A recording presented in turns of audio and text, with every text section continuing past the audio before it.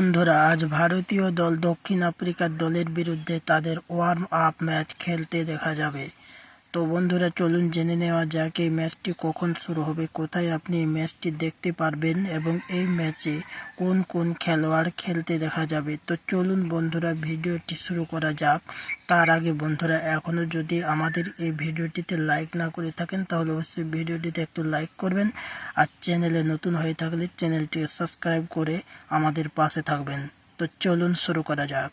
হ্যাঁ বন্ধুরা, ভারত ও দক্ষিণ আফ্রিকার দলের মধ্যে এখন পর্যন্ত টি-20 ইতিহাসে মোট 31টি ম্যাচ খেলা হয়েছে।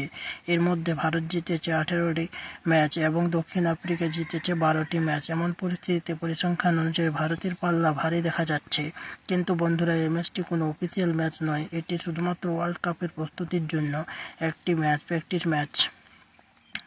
এমন অবস্থায় বন্ধুরা, ভারতের যে সকল খেলোয়াড় পুরো স্কোয়াডে নির্বাচিত হয়েছে, অর্থাৎ টি-20 ওয়ার্ল্ড কাপের জন্য যাদের নির্বাচন করা হয়েছে, তারা সবাই আজকের ম্যাচে খেলতে দেখা যাবে। যে কোনো খেলোয়াড় যে কোনো নম্বরে ব্যাটিং করতে নামতে পারেন। এটি কোনো নির্দিষ্ট প্রতিযোগিতামূলক ম্যাচ নয়, শুধুমাত্র ওয়ার্ল্ড কাপের আগে একটি ওয়ার্ম আপ ম্যাচ।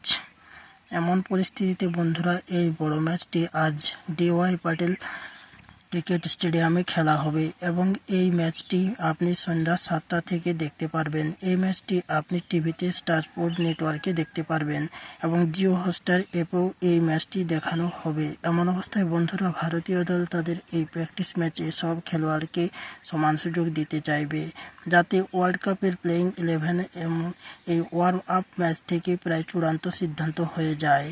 তো বন্ধুরা, আপনাদের কি মনে হয়, ভারতীয় দল কি আবারও টি-20 ওয়ার্ল্ড কাপ জিততে পারবে? আপনার মূল্যবান মতামত অবশ্যই নিচে কমেন্ট করে জানান।